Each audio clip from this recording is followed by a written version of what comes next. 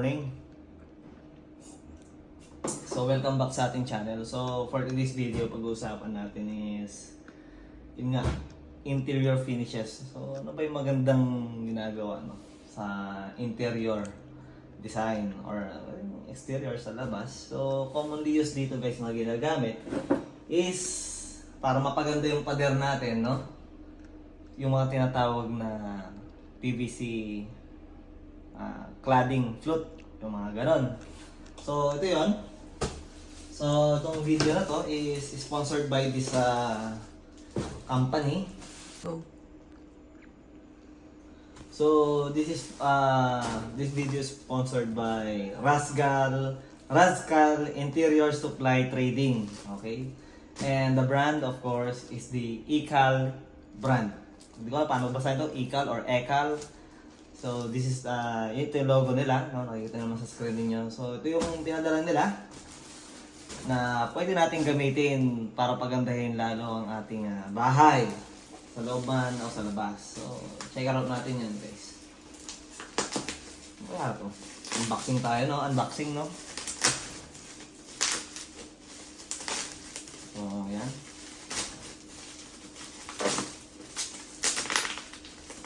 Buksan na ito. Uy, nagagunting ako bigla. Nahirap kasi tayo magbukas kanina eh, no? So, yan. Natin ito. Ipa-fast forward ko naman yan. Okay lang yan, video mo.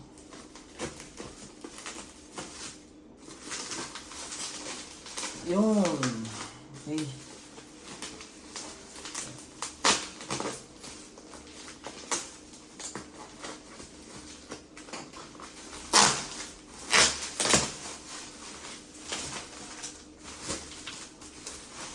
Yep.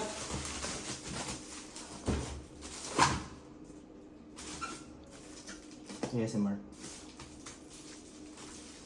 Wala kayo pumunta.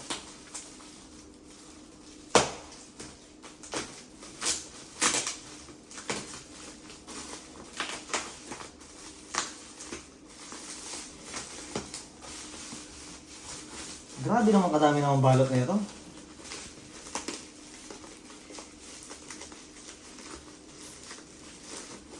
Dami niya, ha? Maganda siya, maganda.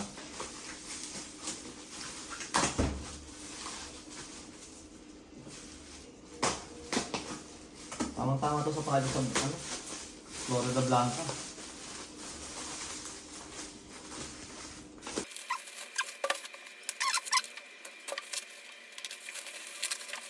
So, yun. Alright. So, ito yung mga iba't ibang klase ng PVC cladding flute type, no?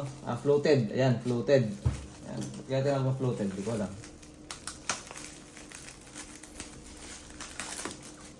So, check out natin to.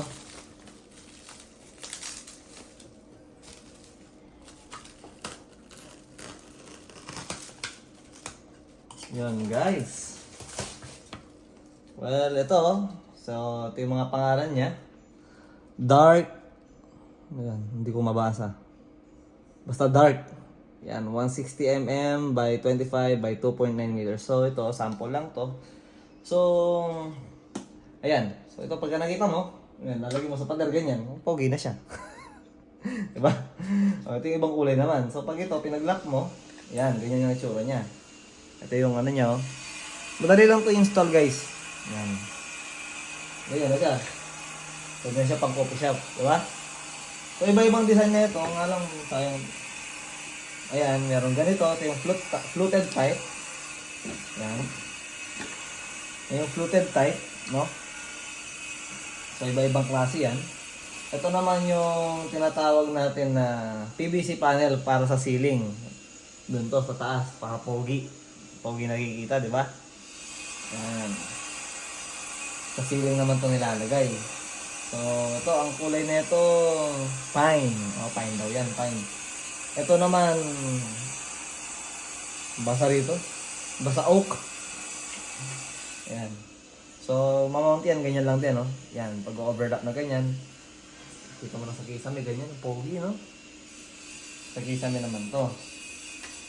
Ito naman yung PVC panel ceiling na tinatawag. Okay. So, maraming kulay yan. Iba-iba. Depende sa taste mo, saka panlasa mo. Isang ganyan, puti. Yan, oak din yan. Yan. Nara. Ano ba ka Nara? White has oak. Yan. So, iba-iba yung kulay nila. Ito yung mga available na color siguro nila sa factory nila. Yung color white. Okay? Then, next. Sabi natin to.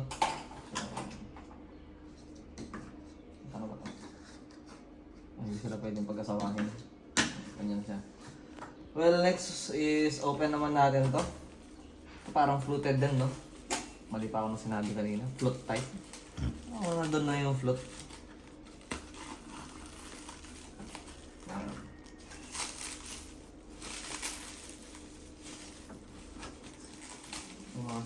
Sample na tayo para i-present sa client natin in the future. Okay. Wow. Ganda na ito ah. Yan, coffee, chocolate. Hindi siya.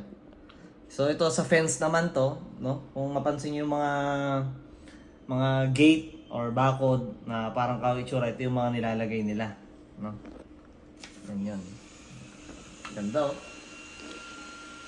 Pick.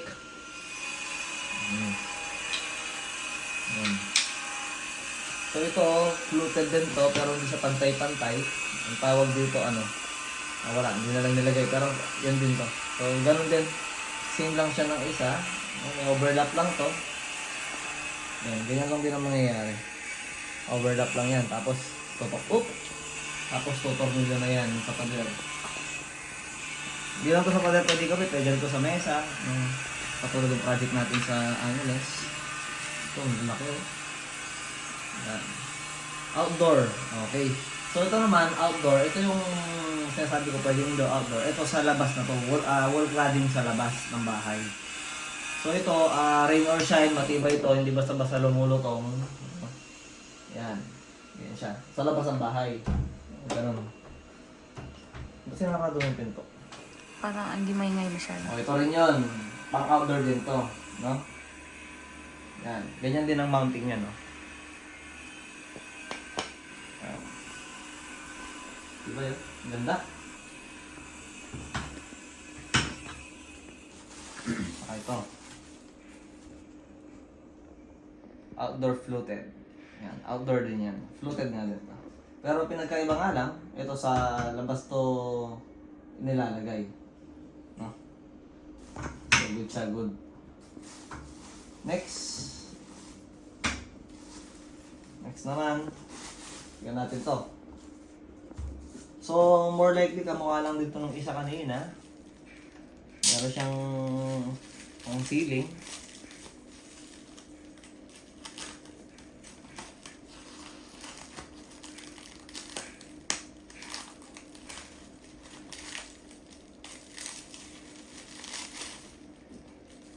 Yan.